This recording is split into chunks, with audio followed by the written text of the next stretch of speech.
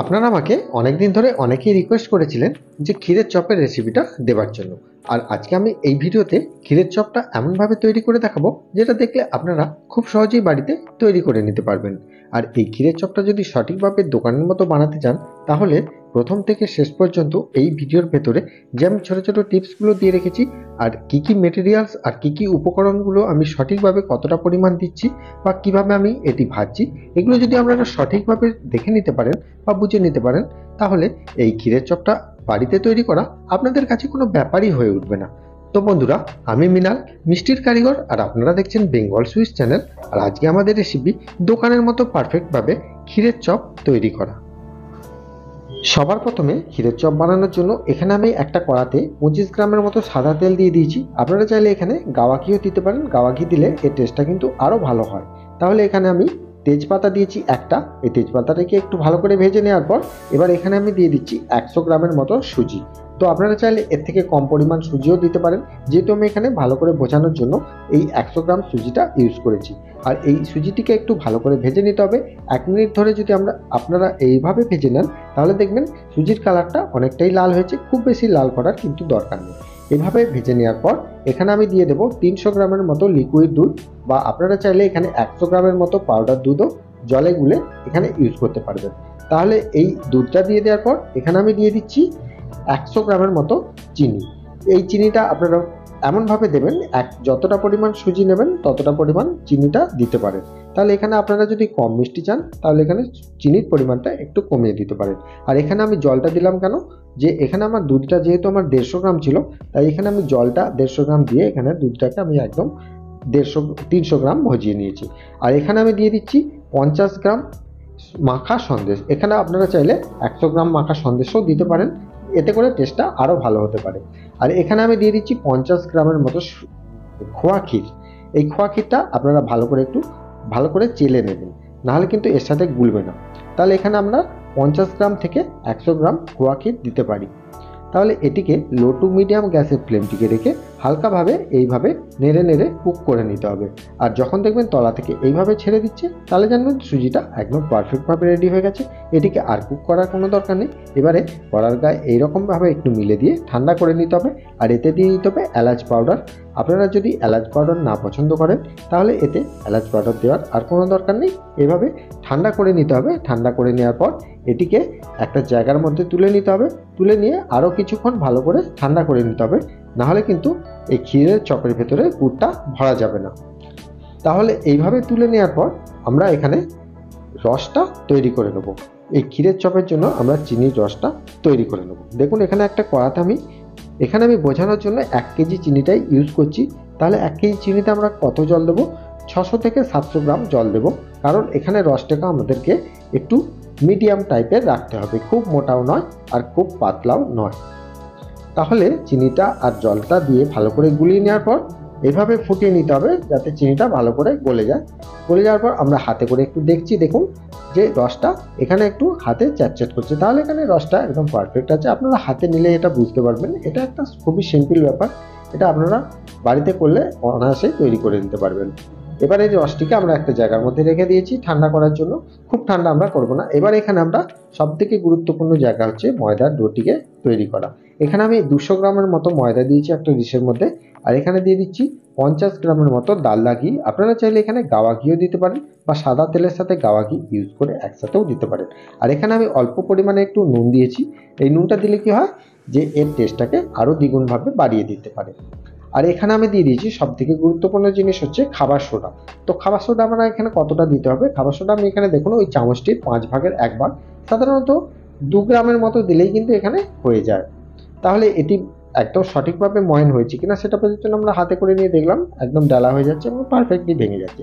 আর এখানে আমি বলে রাখবো যে আপনারা ঠান্ডা জলের পরিবর্তে কুসুম কুসুম গরম জল দিয়ে মাখবেন ময়দাটা। তাহলে কি হয়, ময়দার ভেতরে স্ট্রেচেবলটা কম থাকে, যার জন্য এর খাস্তা ভাবটা কিন্তু ভালো পাওয়া যায়। তাহলে এটিকে আমরা 10 থেকে 15 মিনিট রেস্টের মধ্যে রেখেছিলাম। রেস্টে রাখার পর স্ট্রাকচারটা দেখুন এইভাবে এইরকম শক্ত টাইপের ময়দাটাকেই কিন্তু রাখতে হবে। খুব বেশি পাতলা করে দিলে কিন্তু চলবে না, কারণ খুব বেশি পাতলা হয়ে গেলে বা নরম হয়ে গেলে এই ডিজাইনটা তৈরি করার সময় একটু অসুবিধা হতে পারে। তাহলে ময়দাটি যে কোনো ভাজা মিষ্টির ক্ষেত্রে একটু শক্ত করে মাখলে এর টেস্টটা বা কোয়ালিটিটাও ভালো হয়। তাহলে এখানে আমি এই এই লেচিগুলো থেকে একটা গুচি তৈরি করে নিচ্ছি। এখানে আমি আমার মতো গুচিগুলো তৈরি করে নিচ্ছি। আপনারা চাইলে এখানে আপনাদের মতো গুচিও তৈরি করে নিতে পারেন। এবারে সমস্ত গুচিগুলো কেটে নেওয়ার পর এবারে আমরা যে সুজির পুরটা তৈরি করেছিলাম সেখান থেকে কিছুটা অংশ আমি এখানে নিয়ে নিলাম এই ক্ষীরের চপটি বানাবার জন্য। তাহলে এখানে একটা গুচি আমি হাতের মধ্যে নিয়েছি। দেখুন, এটি ভালো করে একটু পাকিয়ে নিতে হবে। পাকিয়ে নেওয়ার পর এটি প্রেস করে একটু চ্যাপ্টা টাইপের করে দিতে হবে। দিয়ে এখানে আপনারা বাড়িতে যেমন পিঠে তৈরি করেন সেরকম টাইপের একটা প্রদীপের মতো একটা খোল তৈরি করতে হবে। আর এইভাবে আঙুলে করে প্রেস করে করে এইভাবে একটু পাতলা করে করলে ভালো হয়। এভাবে আপনারা এটা সবাই পারেন, এটা দেখানোর আর আমার কোনো দরকার নেই, এটা আপনারা একটু দেখলেই আপনারা বুঝে যাবেন। আর এখানে ভেতরে পুরটা যেমন পিঠের ভেতরে যেমন পুরটা দেওয়া হয় সেই পরিমাণ মতো আপনারা নেবেন, খুব বেশি দিয়ে দেবেন না, তাহলে কিন্তু এটা খুলে যাওয়ার সম্ভাবনা থাকে। এখানে সাধারণত যতটা গুচি আছে তার থেকে একটু কম পরিমাণে পুরটা নিলেই কিন্তু এটা হয়ে যায়। তাহলে এই পুরটিকে এর ভেতর দিয়ে একটু ভালো করে চেপে চেপে দিতে হবে, যেটা আপনারা সাধারণত পিঠে তৈরি করেন এইরকম প্রসেস দিয়ে এটিকে ভালো করে মুখটিকে এইরকমভাবে লম্বা লম্বা করে পাকিয়ে পাকিয়ে একটা উঁচু টাইপের করে নিতে হবে। দেখুন আমি এইভাবে করছি যাতে এই সুজির পুরটা সম্পূর্ণভাবে ওর ভেতরেই থাকে, বেরিয়ে না আসে। এভাবে করে নিয়ে একটা আঙুলে করে প্রেস করে আর চপ যেমন আমরা দেখি চ্যাপ্টা টাইপের ওই রকম চপের ডিজাইনের তৈরি করে নিতে হবে। দেখুন এখানে কত সুন্দরভাবে হয়েছে। দোকানে দেখবেন এই রকম ক্ষীরের চপটাই কিন্তু বেশি বিক্রি হয়। তাহলে এটি ভালো করে আমি আঙুলে করে একটু প্রেস করে করে বসিয়ে দিচ্ছি যাতে এটি খুলে না যায়। এটি হয়ে গেল আমাদের। এবারে আশা করি এই প্রসেসটা বুঝতে আপনাদের নিশ্চয়ই কোনো অসুবিধা হয়নি। আর এবার আমরা সবথেকে গুরুত্বপূর্ণ জায়গায় চলে যাব যে আমরা এটিকে ভাজবো। তো এখানে ভাজার জন্য গ্যাসের ফ্লেমের একদম লো টু মিডিয়াম এই তেলটিতে একটা ছেড়ে দিয়ে আমি দেখছি, যখন দেখবেন হালকাভাবে একটা বুদবুদ আকারের সৃষ্টি হচ্ছে তখন জানবেন যে তেলটি একদম ক্ষীরের চপ ভাজার জন্য পারফেক্টভাবে রেডি হয়ে আছে। খুব বেশি চড়া খোলার মধ্যে এই ক্ষীরের চপগুলো ভেজে নেবেন না, তাহলে কিন্তু ক্ষীরের চপটা খুব একটা ভালো টেস্ট হবে না বা ভেতরের রসটাও কিন্তু সঠিকভাবে ডুববে না।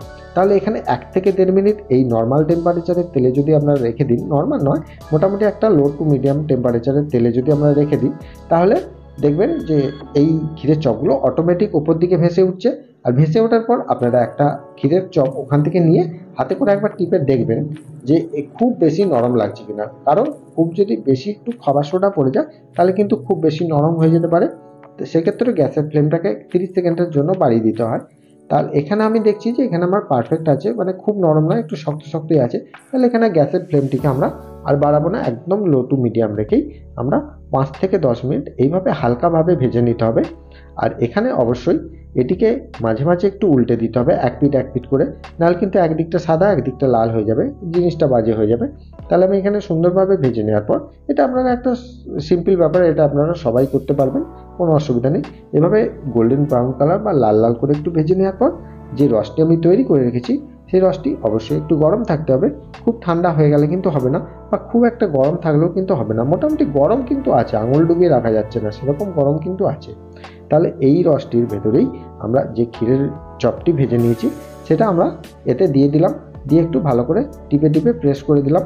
দেওয়ার পর আমরা 1 মিনিট রেখে দিলাম। 1 মিনিট রেখে দেওয়ার পর এটিকে আমরা উল্টে দেবো। এক পিঠটা যেহেতু রসে ডুবে আছে আর এক পিঠটা আমরা উল্টে দিলাম। আবার 1 মিনিট পর এভাবে আমি একটা ক্ষীরের চপ ওখান থেকে তুলে নিয়েছি, নিয়ে আমি হাতে করে টিপে টিপে দেখছি ভেতরে রস ঢুকেছে কিনা। এখানে আমার দেখুন সঠিকভাবে রসটা ঢুকেছে, তাই আমি এখানে আর কিছু করলাম না। যদি আপনারা দেখেন যে একটু শক্ত লাগছে তাহলে অবশ্যই একটু গরম করে নেবেন, তাহলে সমস্যার সমাধান হয়ে যাবে। এবারে আমি এটিকে 1 ঘন্টার মতো রেখে দিলাম। আর যতক্ষণ ওটা রস ঢুকছে ততক্ষণ এখানে আমি যে ক্ষীরটা পড়ে আছে, যে এক্সেস ক্ষীরটা আমার রয়েছে, সেটিকে আমি একটা মিষ্টি তৈরি করে নেবো। এটা বলা হয় ক্ষীরের সন্দেশ। তাহলে এই ক্ষীরের সন্দেশটা, বা ক্ষীরের সন্দেশ বলা ভুল হচ্ছে আমার, এখানে আমার সুজির সন্দেশ বলা হয়। তাহলে এই সুজির সন্দেশটিকে আমরা একটা লেচি তৈরি করে গোল গোল করে পাকিয়ে নিলাম। পাকিয়ে নেওয়ার পর আমরা একটা, এই যে প্লাস্টিকের বাটিগুলো দেখছেন, এগুলো যে মিষ্টির দোকানের সরঞ্জাম যেখানে বিক্রি হয় সেখানে আপনারা এটা পেয়ে যাবেন। এটির মধ্যে আমি দিয়ে দিলাম, বা কাগজের বাটিতে দিলেও হবে, বা আপনারা এমনি করলেও কোনো অসুবিধা নেই। এর উপরে আমরা খোয়া ক্ষীর চেলে দেবো। খোয়া ক্ষীর যদি না থাকে আমি সন্দেশও দিতে পারি, এখানে আমি সন্দেশটা ইউজ করছি, বা খোয়া ক্ষীর সন্দেশ দুটোই কিন্তু এখানে দেওয়া যায়। তাহলে কি হয় যে এখানে সুজির যে সন্দেশটা হয় সেটার টেস্টটা কিন্তু আরও ভালো হয়, বা দেখতেও খুব সুন্দর লাগে। তাহলে এর ওপরে কিছু ড্রাই ফ্রুট ইউজ করে আপনারা এর মধ্যে ডেকোরেশনটা করে নেবেন। করে নেওয়ার পর একটা জায়গার মধ্যে সাজিয়ে নেবেন, নিয়ে এটা পরিবেশন করবেন। খুব সুন্দর খেতে কিন্তু লাগে, যেহেতু এই পুরটা খুবই টেস্টি। আর এখানে দেখুন আমি 1 ঘন্টা পর এখানে আমি একটা ক্ষীরের চপ হাতে করে তুলে দেখছি। দেখুন কতটা সুন্দরভাবে এটা হয়েছে, ভেতরে একদম সঠিকভাবে রসটা ঢুকেছে। আমি একটা ভেঙেও আপনাদেরকে দেখাচ্ছি। দেখুন যখন আমি ভাঙছি তখন আমি বুঝতে পারছি যে এর ভেতরে, আপনারা দেখলেই বুঝতে পারবেন যে এর ভেতরে কতটা সঠিকভাবে রস ঢুকেছে। কারণ ক্ষীরের চপের ভেতরে যদি রসটা সঠিকভাবে ঢোকে তাহলে কিন্তু ক্ষীরের চপটা একদম পারফেক্টলি তৈরি হয়। দেখুন কত সুন্দর যে ক্ষীরটা আমি তৈরি করে রেখেছি, ভেতরে পুরটা সেটা কত সুন্দরভাবে একটা নরমভাবে হয়েছে, বা একটা লেয়ার বিশিষ্ট সুন্দর একটা চপ হয়েছে। এই রকম চপ কিন্তু আপনাদেরকে বাড়িতে তৈরি করতে হবে। তাহলে এই বাড়িতে যদি তৈরি করতে চান তাহলে এই রেসিপিটা একবার ভালো করে দেখে তারপর তৈরি করবেন। কোনো অসুবিধা নেই, এই রেসিপিটা তৈরি করা এমন কিছু ব্যাপারই নয়। আশা করি এই ক্ষীরের চপের যে সমস্ত প্রসেসগুলো আমি দেখিয়েছি বা টিপসগুলো আমি দেখিয়েছি, এগুলো বুঝতে আপনাদের কোনো রকম কোনো অসুবিধা হয়নি। আর এইগুলো যদি আপনারা সঠিকভাবে মেনে চলেন তাহলে ক্ষীরের চপ আপনাদের একদম বাড়িতে দোকানের মতোই তৈরি হবে। আমি বলছি কোনো অসুবিধা নেই, আপনারা বাড়িতে নির্ভাবনায় এটা তৈরি করুন। তাহলে বন্ধুরা, আজকের রেসিপিটা যদি আপনাদের ভালো লেগে থাকে তাহলে একটা লাইক আর কমেন্ট অবশ্যই করে দিয়ে যাবেন। আর চ্যানেলে যারা নতুন দেখছেন তারা অবশ্যই একটা সাবস্ক্রাইব করে পাশের বেল আইকনটা ক্লিক করে দিয়ে যাবেন। আর বন্ধুদের মাঝে একটু শেয়ার করে দিয়ে যাবেন। ভালো থাকবেন, সুস্থ থাকবেন। দেখা হবে আবার অন্য কোনো মিষ্টি রেসিপি নিয়ে। নমস্কার।